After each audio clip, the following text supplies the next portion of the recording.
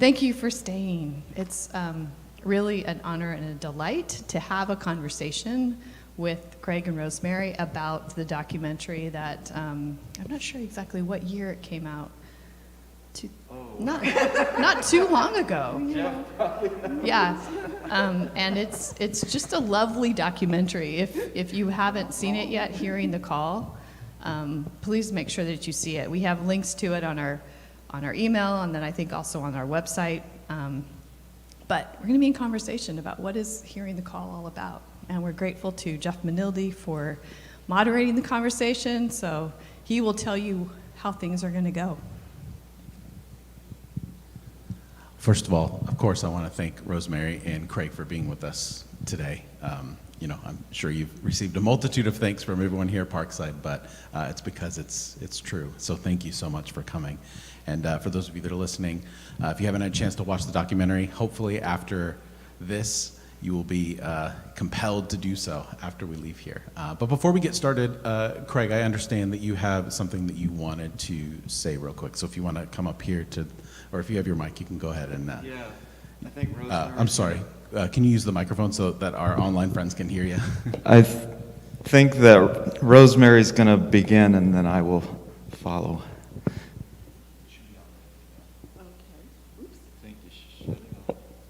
There I go. We have had a wonderful visit to the area, and we've been hosted by Bonnie and Rajiv, and it's been a delight. They had things to do, and we found things to do, so we weren't all together the whole time, but it was good to get together at the end of the day or at the beginning of the day and visit with you. And so I wanted to present you and Rajiv with these host gifts. These are traditional native baskets. They're double wall, and the colors represent medicine, the medicine colors for our nation. And these were made by my son, who is learning to become a basket weaver. Wow. And so please accept those with our gratitude. We are so grateful. Thank you so much. Yeah. There are many layers of special that these baskets hold. Thank you so much. We will treasure them always. Thank you, Rosemary. Thank you. Rosemary and I, for at least 2.5 years, have been planning something, hatching a plot. And we want to take some time to honor this particular faith community and to honor Bonnie and Rajiv, and to try to do that the way that we understand how we do it as a community back home in the Creek Nation and in Oklahoma. And there's lots of reasons for doing this. I mean, starting off with the obvious, this community during these very difficult times has shown us brains and heart and courage, and has worked together in terms of flexibility and compassion and patience in order to get through what we've been through together. And it's taken all of you all working with Bonnie and Rajiv, but we especially feel grateful to have them at the head of the ship, if you want to put it this way. And on a personal note, 3 years ago, my younger brother was incarcerated under a set of circumstances that was very traumatic for my family and for me, and I was in a panic. And when I'm in a panic, I do the same thing every time. I call Rosemary. And I said, my brother's in jail. Who do we know in Sacramento, California that can go see him? And Rosemary said, I don't know, but I will certainly find out. And she starts checking into her UCC connections, and the name Bonnie Rambob came up. Bonnie started seeing my brother regularly. Then Rajiv started seeing my brother regularly. And I just said, when I see these people, I have to thank them in person. So I'm going to get over to their church the first opportunity when I'm in Sacramento.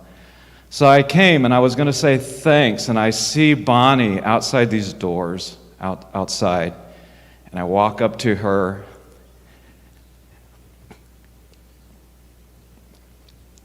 and I'm prepared to say thanks. And I'll never forget this if I live to be 100. She says to me, I'm so honored by your presence here today. And I thought, You didn't know me. You didn't know my brother. We weren't members of this congregation. You've been seeing him. And you're grateful for my presence. I don't even exactly know what to do with that, but I knew one thing. I knew I was on hallowed ground. And I knew that this is the kind of place that I wanted to worship. I didn't know how that could possibly happen. I was in Georgia. And I knew that I felt the presence of God before I got in the front doors of the sanctuary. So I wanted to thank them for all of that. And we all know the scripture that says, "Greater love hath no man than to lay down his life for his friends." And we always associate that scripture with something really dramatic, you know, the fallen, the soldier who gives his life for a fallen comrade. But the truth of the matter is that we have people in our lives who are laying down their lives for us. And my story is not exceptional. If we had time, we'd go around this room and hear stories from everybody here similar to this. And so we wanted to honor them, and we want to ask them to come up together if they will. We're going to present them with a blanket. We know we can't sing a song, but we pre-recorded a song. And then after this, Reverend Rosemary will lead us in prayer. The song I'm going to sing is Ano Gitchkat, Omajajan, Because of Love. Howe Talova, Maine. The high towns exist. So for Creek Christians, this is a metaphor for heaven. For Creek ceremonialists, they say that we go off through the Milky Way. We see the home fires of our ancestors in the distance, and then we're reunited around their fires with them when we leave this world. And you know, I've often thought of why did they do this for me? Why did they do this for my family? And as I get older, I think it's probably better just to keep it simple. Maybe it was because of love, you know. Ano Gitchket, Omajajan. So if you'll maybe stand together, and I think Jennifer's going to assist, and we've got this blanket, and we're going to pray this song. That's a good way to put it, I think.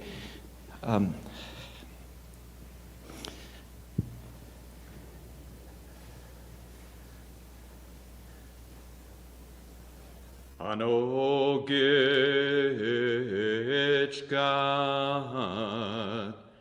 Omajajan,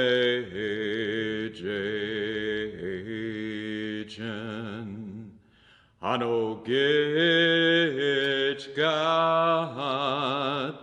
Omajajan,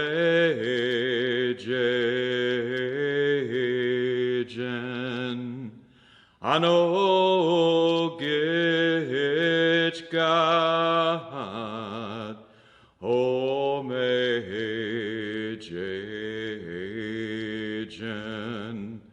Howe Talofamen, Mikoshaba,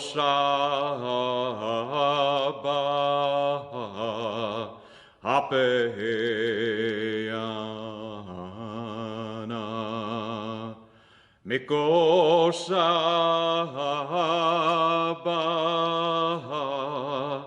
Apeyana,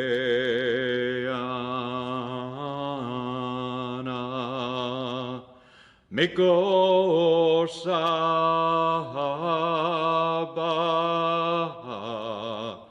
Apeyana,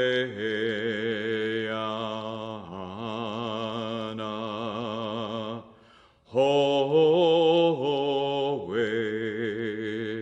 Talofamen, Itkenaga,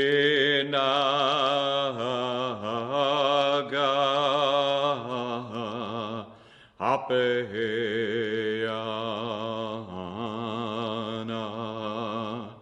Itkenaga,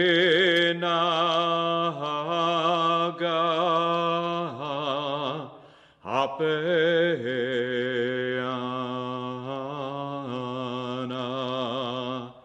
Itkenaga,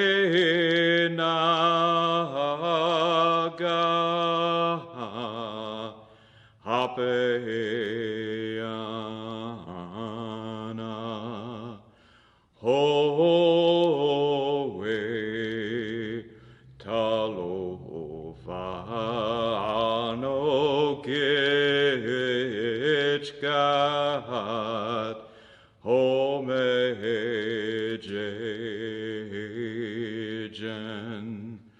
Hanogit God, homejen.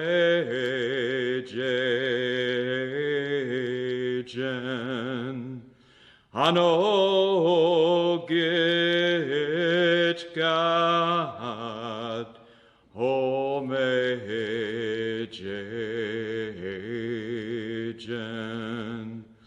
Howe talofamen.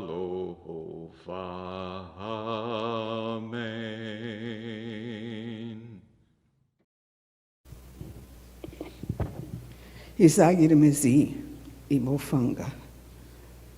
Ano gitchgat omejejen yejis. For Rajiv and Bonnie, we give thanks, and we honor them for the work that they have done.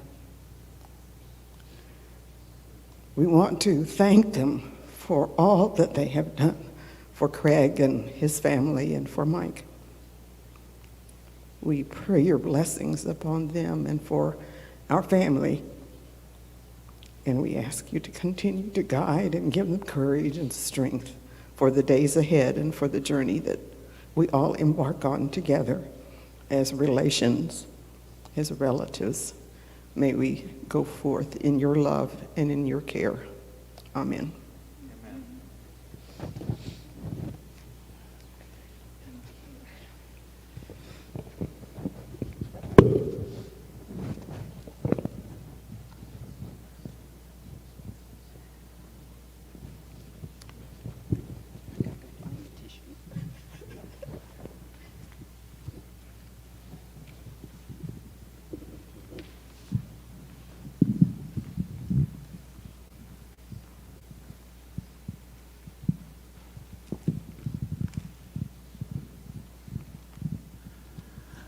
For those of you here, and obviously for those of you online, this was a surprise to Rajiv and Bonnie, a well-deserved surprise for all the work that they put in to this congregation. So forgive the the scrambling and everything like that, but as you can tell, it's just a powerful, meaningful moment. And I think that that's a perfect segue into discussing the Hearing the Call documentary, because I think that reflects that same spirit, that same energy of movement, and movement towards something special, towards something unexplainable. I'd like to start off first and before we move on, for those of you that are listening and for those of you that are here, if you have any questions, we are going to have a Q&A time at the end, whether it's about this particular conversation that we're having right now, or if you watch the documentary ahead of time and you want to ask a question. So for those of you online, put it in the chat, and if Rajiv can see past his tears, he will let us know what's happening here. And then for those of you here, we will set up a mic at that point, and we will give you an opportunity to ask a question as well. Hopefully I don't steal any of yours. So I want to start one thing. Craig, I know we've had a couple conversations, and just watching the documentary itself, there's clearly an affinity between you two. Like, your friendship is strong and deep and playful, and I was just wondering, how did you two meet, and what brought about putting Rosemary's story in this kind of format? The way I remember it is that as a young academic, I had just published my first book, I think, and Rosemary has been a lifelong teacher of the Muskogee Creek language.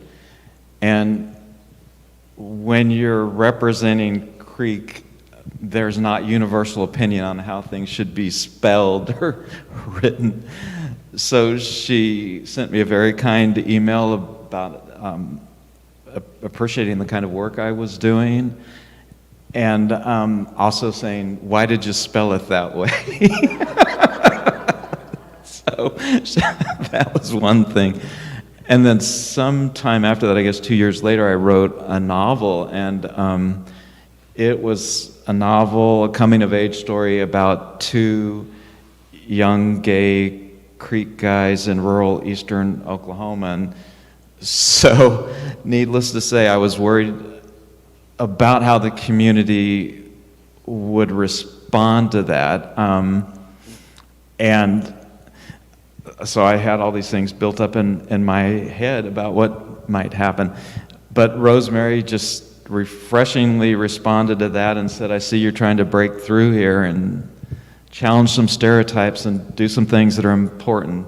So, it was a reminder. I remember I had this conversation with my mom. I don't know if she remembers this or not, but I was saying, I wonder how the community is going to respond to all this stuff I'm writing. What if they hate me and I can't go to Walmart in Okmulgee anymore for fear of being assassinated or something?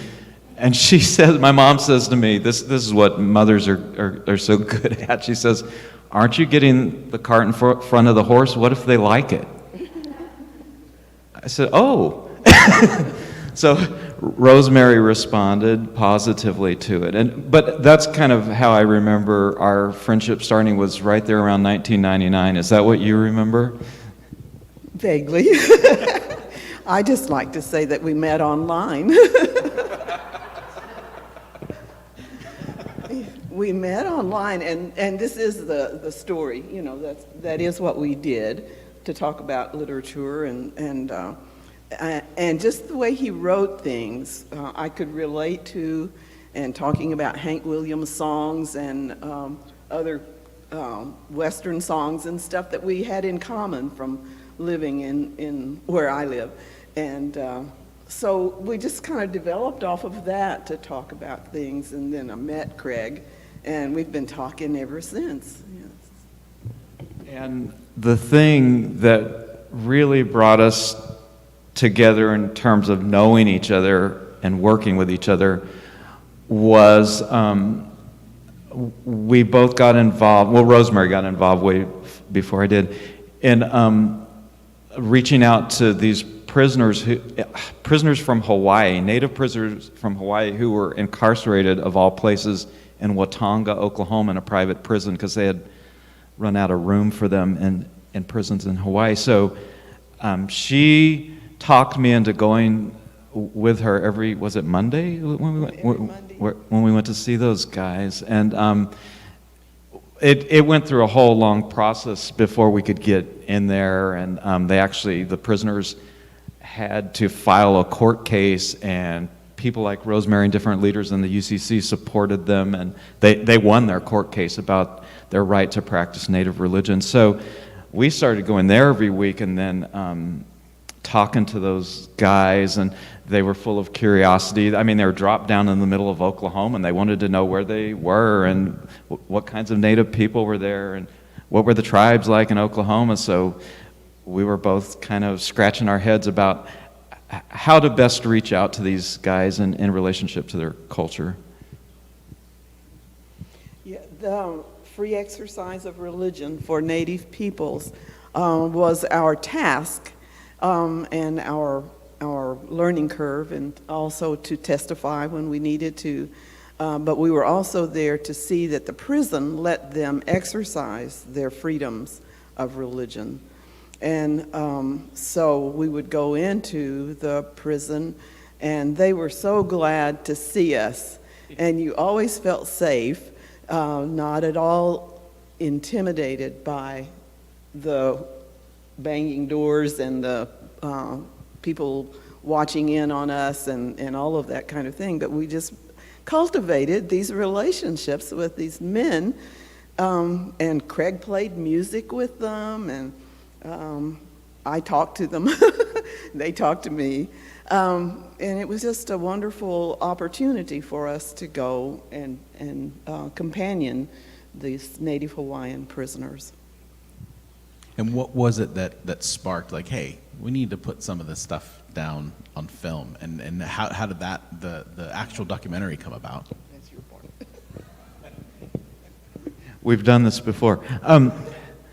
So somebody approached me when I was still teaching at Emory University, and it was a friend of ours who taught, she didn't teach, she was an administrative assistant in the English department and then in environmental studies.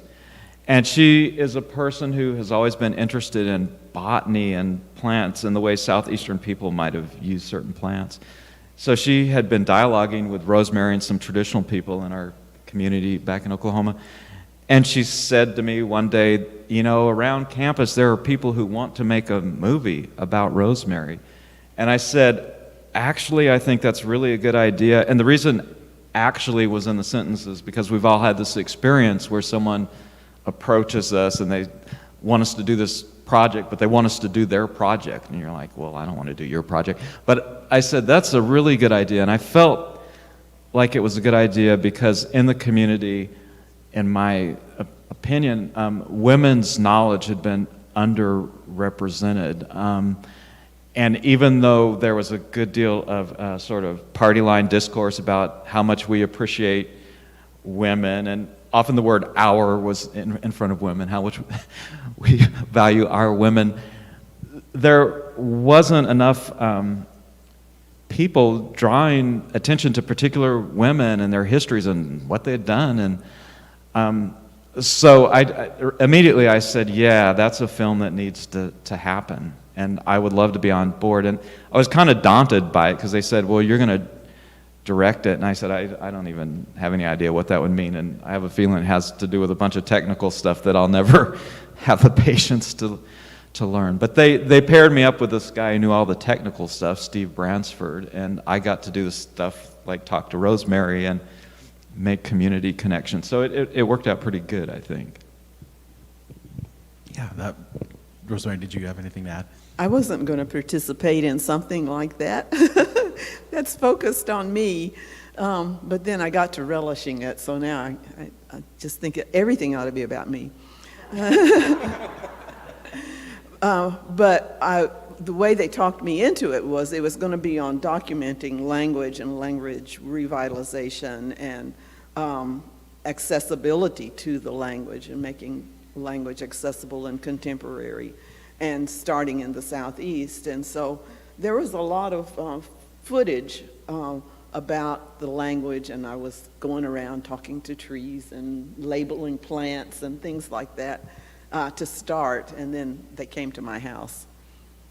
And Craig and I sat down like we always do and start chatting, and I think they had a lot of film and then had to cut it down to a manageable size, which was a good thing.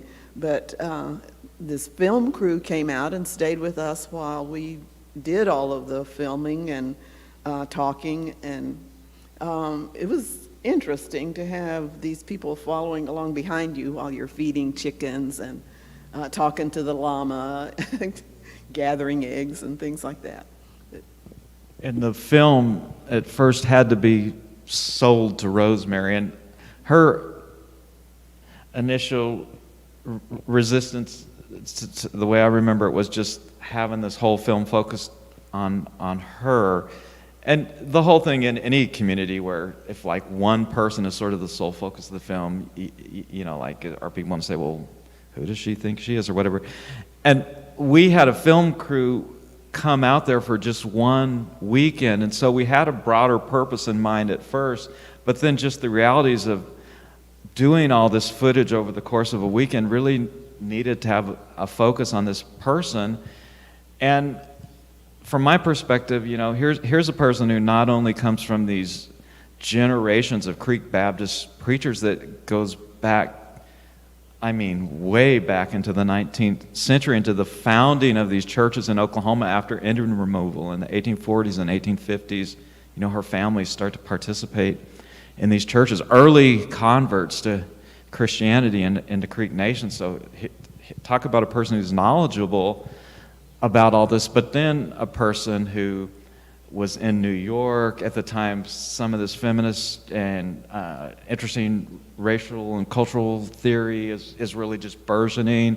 Talking to those folks, person who pastored churches on the East Coast, lived in Oklahoma and all kinds of other places, and had this cosmopolitan experience. It's just like, who could better be the focus of a film? So. Right. And, you know, I want to take a moment and discuss kind of the namesake, you know, Hear Your Calling.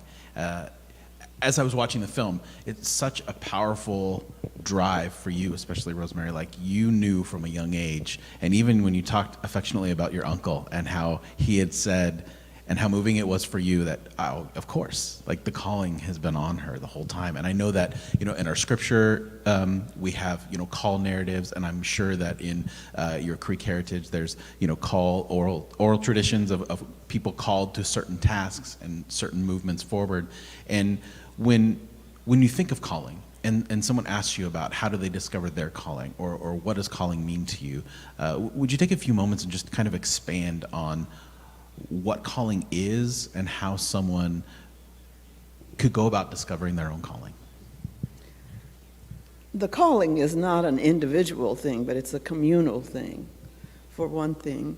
And so it's the community that recognizes you in your childhood for leadership positions or for fellowship positions.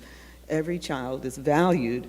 And so you grow up in that context, but you also have this Baptist training about call, individual call to the ministry. And so when people observed how I played with other children or how I helped in the kitchen as I got older, those kinds of things go into making the full-fledged call at a certain point. And so waiting for my call, I developed these talents that I really enjoyed. I enjoyed the ritual of church.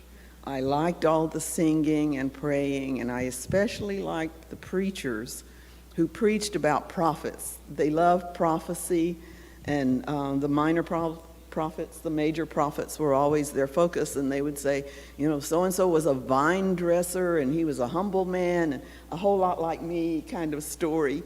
And then they would tell a story about their own lives, and so they would weave together these scriptures with their lives.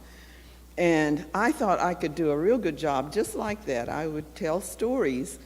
And so I gathered up my congregation of chickens and frogs and grasshoppers and the sideboards on a pickup that you had in the olden days. When they would take those sideboards off and put them down so that they could use the truck for other purposes, that was my church. And I could get inside of those sideboards and just preach away to chickens.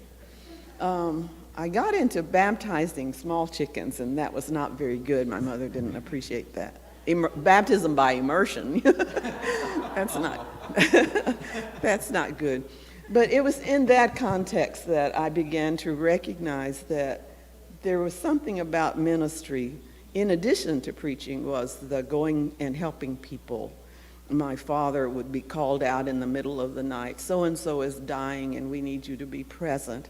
We need you to be a spiritual presence during this time.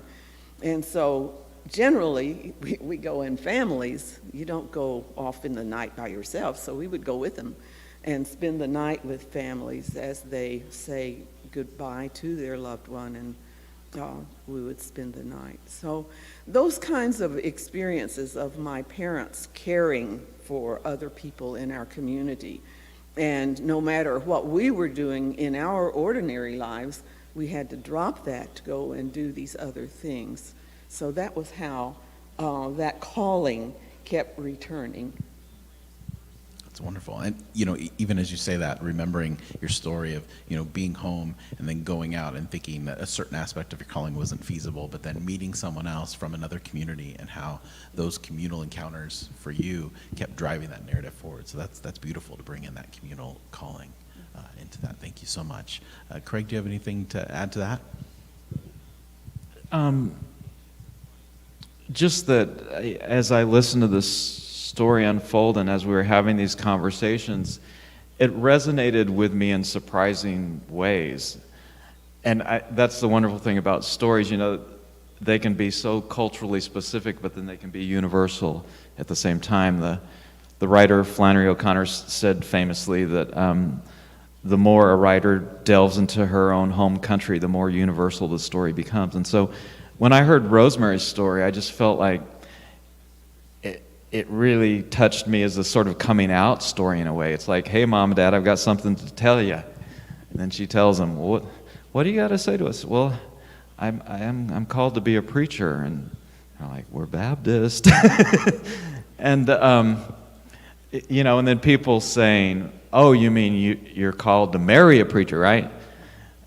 No, that's not what I'm talking about. So just working through that with yourself and your understanding of it, and working through it with your family, and being in a place where you realize you're going to have to come up with some new way of thinking about this that you haven't thought about it before. It just really touched me as a person who had gone through all that as a gay man. So it spoke to me that way, and then it spoke to me in terms of my own religious background. And after I got out of high school at a very young age, I went to an Assemblies of God Bible college, and I had it in my mind that I was called to the ministry, and I think I wasn't called to the ministry in the way that I thought. But I graduated from there, and thank God I never tried to get ordained with the Assemblies of God. That would have been a train wreck in the making. So I feel like, though, that when I became a professor, I went deeper into the ministry than I ever would have gone if I had followed that path of ordination, that there were ways that the Creator provided for me to reach out to people that I didn't even know that I knew how to do. And so that's the way the story just moved me in those couple ways, in terms of hearing the call. Right.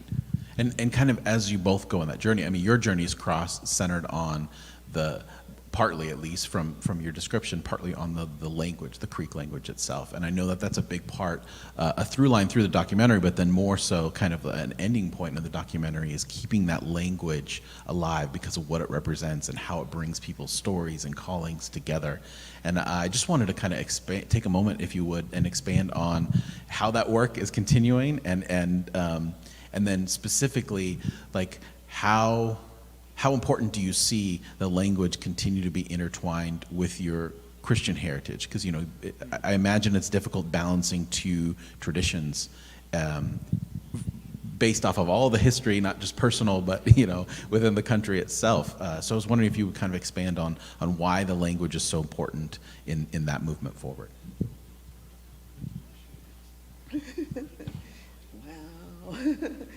Wow. The language was important because that's the language I knew, and it's the language that my grandparents spoke, and my grandmother used to come every year in my childhood to do language instruction and life ways, cultural ways of being that she wanted me to follow or wanted me to know about. And so I had to have the language to function in my home and in the church that I attended, which was also a Muskogee-speaking service. Everything was done in our language. And in fact, if you were an English-only speaker, you were not invited to preach. So you had to be a Muskogee speaker to preach. And being a preacher's kid, you know, you go to church day every time the family went, so that was the language that they used. And my father always encouraged me to find lessons in the sermons, no matter how they were given, and then to use them for instruction for my life. But they also said, find something funny. If they say something funny, remember, and we'll talk about it. So sure enough, when we got home and we were talking around the table, we would bring up all of these funny things. And so I looked for humor in the language. And then I went away to school, and to a school that was English only. So it was hard to maintain the language. And if you don't use it, you lose it. So you try to, and then you only remember words. But when I had children, my mother said, you better help them before it gets too late. So we spoke as much as we could in New York City. My aunt and my mother came to visit me, and we went up in the Twin Towers when they were still standing. And my Aunt Martha, who was afraid of heights and didn't want to go over near the windows, was standing in the middle talking in Creek, and she said, I want the Muskogee language to be proclaimed from the highest rafters. Well, so language was important, and we used it when we could. And calling home on the weekly basis that I talked to my parents, it was in the language. And so when my husband retired and we moved home, my sons had taken a college course in the language. And that was very different because they talked about structure and the linguistic side of, and grammar side of our language that I didn't know existed. So when I moved home, I took the same course that they did and said, oh my goodness, I know how to do this. and so I became engaged in teaching the language and having an immersion camp at my home where people came in. And this is how, one of the ways I met Jennifer. I met her mother first, and her mother said that Jennifer needed to know. So, but people come from all around and stay with us for a week or 10 days or whatever, and we attend ceremonies and church and study the language. And that's my contribution to my tribal heritage.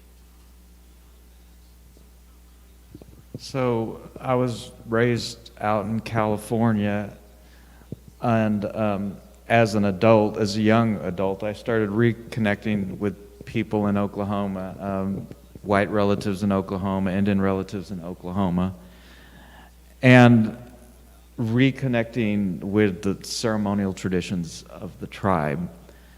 And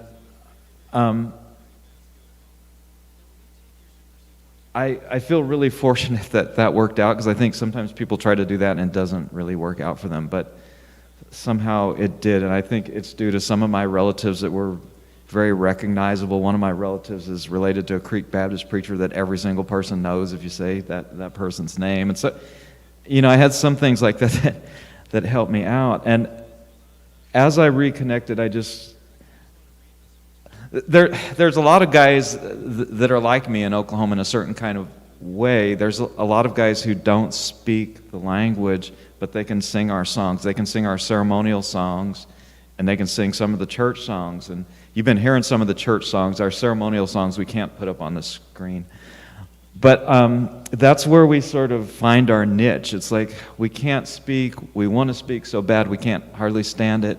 Our greatest dream will be to wake up and somebody had passed a magic wand over our heads and we could speak this language. But we get in on that level, and you know, both at church and at the ceremonial grounds, when you have singers who sing together with the community, and there's all these singers behind you and women behind you, and they're shaking these shells and making this rhythm, you know, it uplifts people. And so you feel really good when you do that. So my singing has been this sort of placeholder while I struggle with the language, which I've been trying to learn ever since I was a graduate student at the University of Oklahoma.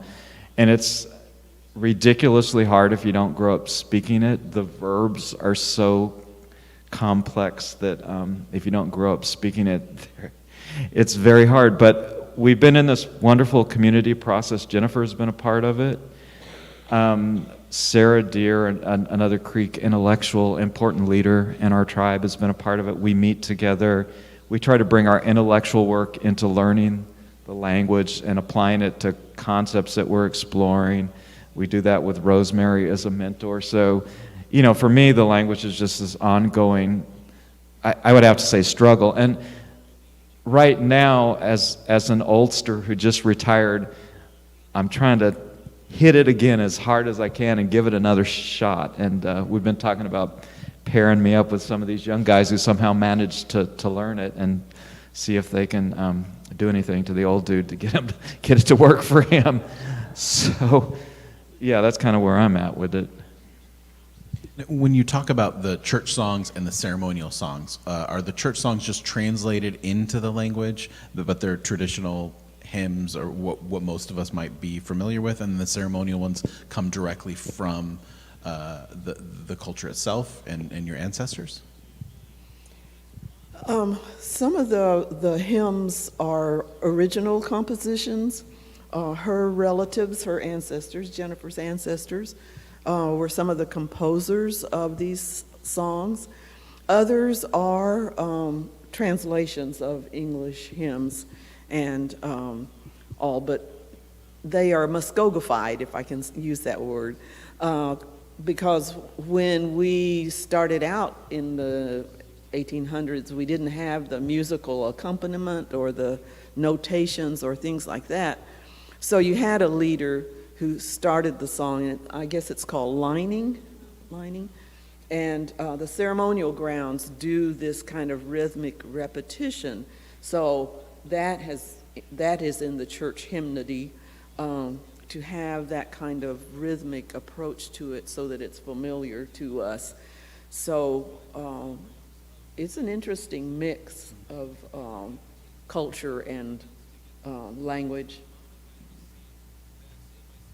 And it seems like when you go to these places that are still singing them, people would much rather sing the Muskogee composed songs than just the translated hymns. That's the one I hear the most of. But we do have Come Thou Fount, and well, I mean, we have a bunch of those songs that have been translated into Creeks, but the ones that really resonate are the Muskogee ones. And as you heard, I mean, they sound really Indian.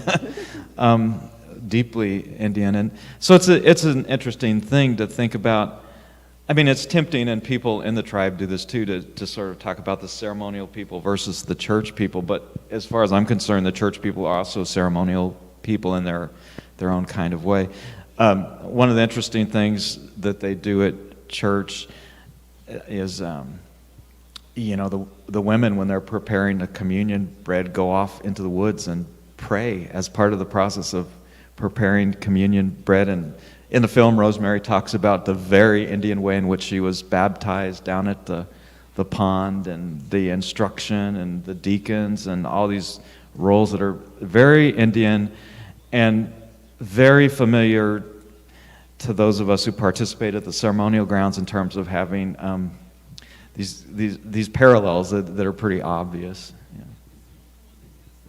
So aside from, I mean, those particular instances and the music and the language, are there other ceremonies or rituals that you incorporated into? I mean, because a Baptist, at least from my experience, a Baptist worship structure is very, I don't know, to find a different way to say it that's not disparaging, but it is what it is, right? Like it's got a certain feel to it. Are there other sections of the service that maybe someone coming from another Baptist church that be like, oh, this is interesting, that really incorporates Muskogee ritual or tradition?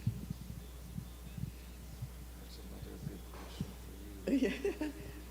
Okay, I'm trying to know where to start with the answer is the hard part. The whole setup of a Muskogee Baptist church is that it's shaped like the east entrance and the west entrance, and then the men on one side and the women on the other. Now, there are church examples of that, like the Mennonites and some of the others where they divided the sexes. In our church was the same until relatively recent. But I still sit on the women's side, quote, women's side.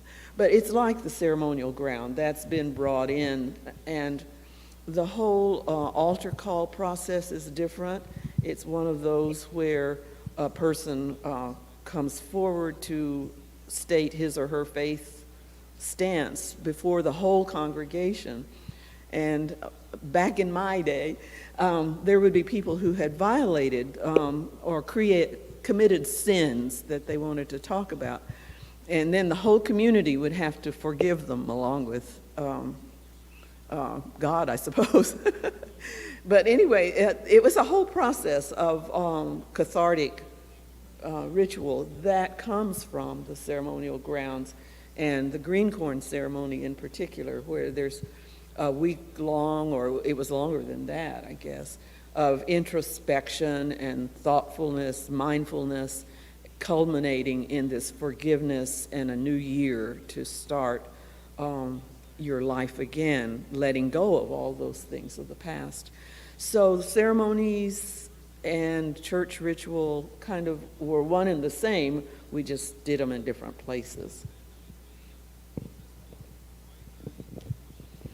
All right, well, I think we'll transition into our Q&A portion of the time. So, Bonnie, if we could get the mic set up towards the center, and if you have a question, I think probably we'll want to line up in the center aisle, social distance, and we'll bring one. Do we have any in the chat yet from online?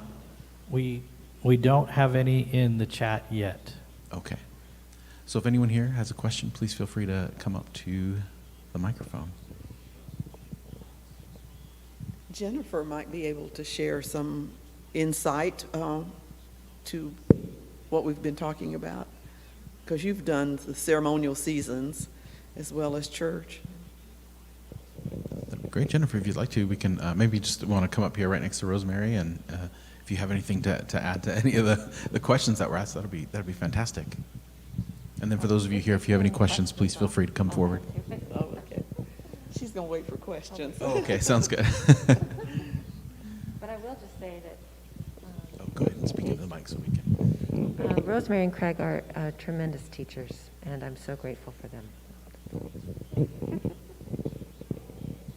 Got a question? Just go ahead and say your name and then. I'm Sela, and my question is, well, in the discussion, you both talked about how there are multiple callings, multiple ministries. How would you describe the thread that runs through all the ministries and the called people?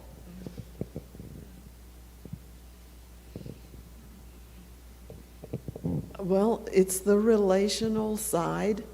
You have to have a community in your network that supports you and guides you, and then you in turn have people that you guide, and it's all about building relationships.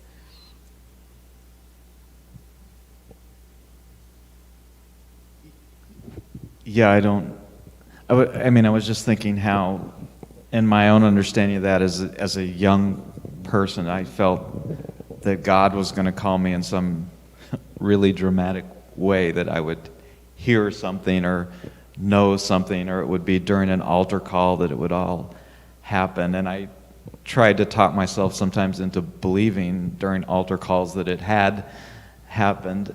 But I think what Rosemary's saying really became true for me. It became a longer process of just finding out how that call, which is partially kind of a mystery, just coincides with what's really practical and what you're good at. And eventually, through a long process of trial and error, I found out I was good at unpacking literature, and went and studied that and got a degree in it. So I think it's this kind of confluence of that feeling of, yes, maybe I might be going in that direction, but then how does the rubber sort of meet the road? How does it match up with those gifts that you have? And it ended up not being what I thought it was. It wasn't pulpit ministry, but I ended up behind what for me became a pulpit for decades, which was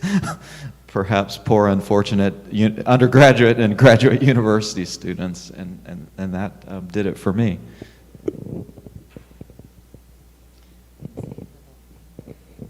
About that question, I grew up, my father was in the Air Force, and so I grew up moving around a lot. And my father is Episcopalian. And so we would often go to Episcopal or Anglican churches when we lived in Europe, because that was the closest version. And they were always very international churches. And I also went to international schools, and so I grew up around people from all different nations. And that was such a blessing. I grew up listening to all different languages and learning from my friends about different religions and different ways of being in the world, different cultures and foods. And I just loved that I felt very at home in the diversity of humanity. And also it meant a lot to me knowing that my mother's family was from this place, and we had a lot of old stories from the land here in this, what we call now this country.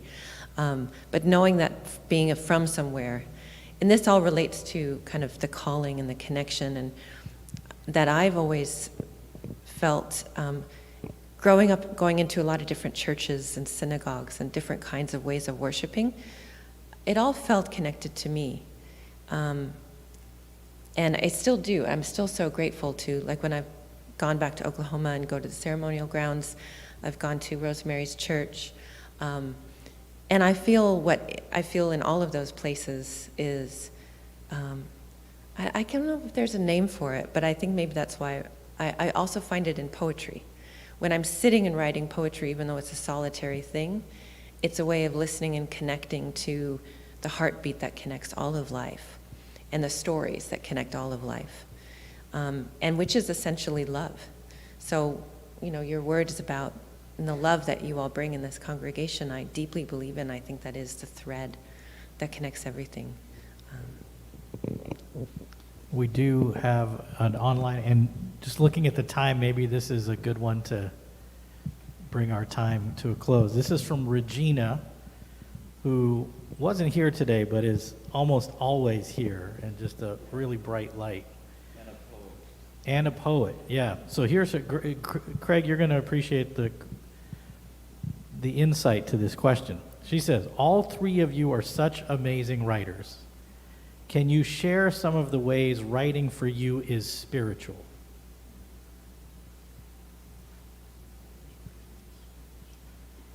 Just say quickly. Because it's right there in what I was thinking about, what connects so many traditions of worship, prayer, and to me, it is the listening part. And it's not just listening to myself or my mind or what I want to say, but it's listening to what I believe something is telling me should be said. It's listening to what I'm supposed to. Whatever gift I'm bringing isn't mine, but I'm asked to say it or write it. But that only comes through listening and also listening to the world around me. I can't write without. That's the only way I know what to write, is to go and listen to the world and people, and listen to the things that aren't being said. So that is what makes it spiritual for me. I love watching Jennifer when she's responding to a moment of crisis in someone's life. And she manages to find these beautiful words of encouragement and sustainability in what she's got to say. So she's really quick at it. And so last night she said that she wrote the poem that she read this morning. And so it's always good to just sit with someone like that who has that energy brought in, and to be inspired by it and to be helped by it. So I think that's one of the ways that people share their gifts. I think it's ironic that Regina's asking us what makes writing spiritual, because I think we should just listen to Regina about what makes writing spiritual. And she read a poem here on a Sunday, and that poem, I always say, I don't think it was a poem. It was something like an event. It was something that happened. Something moved. Something changed in the universe when she read that poem. It was a poem written from her perspective as a Latinx woman, and the phrase that was recurring throughout it was, "We want to believe in America too." And at that moment, there was some kind of confluence of the personal and the political and the communal, and what it means to stand together, and what it means to try to understand where other people are coming from, and what it means to go beyond ourselves and to listen to that mystery that's beyond just us, that all happened at the same time.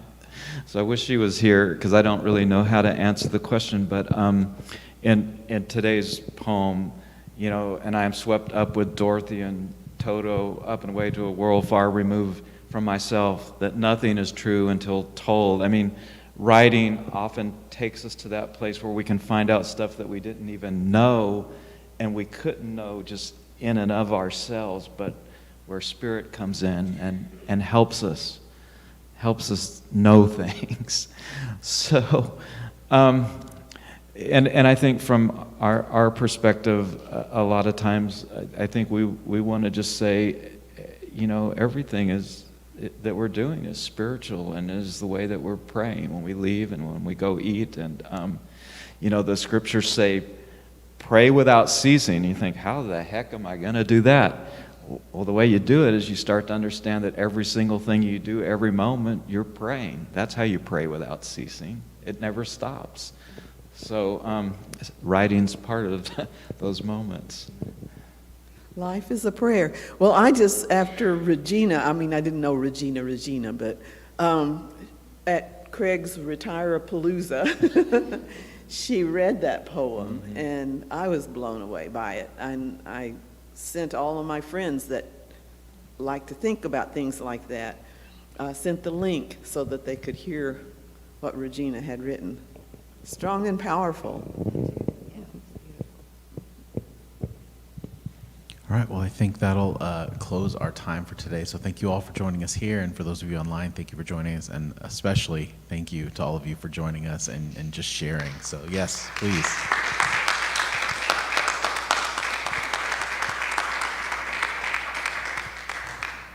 Tell a friend. This will be available on our Facebook and YouTube page, and a replay will be available, and also on the website there's a link to the documentary if you have not had a chance to see it yet. So thank you again for joining us, and have a wonderful rest of your day.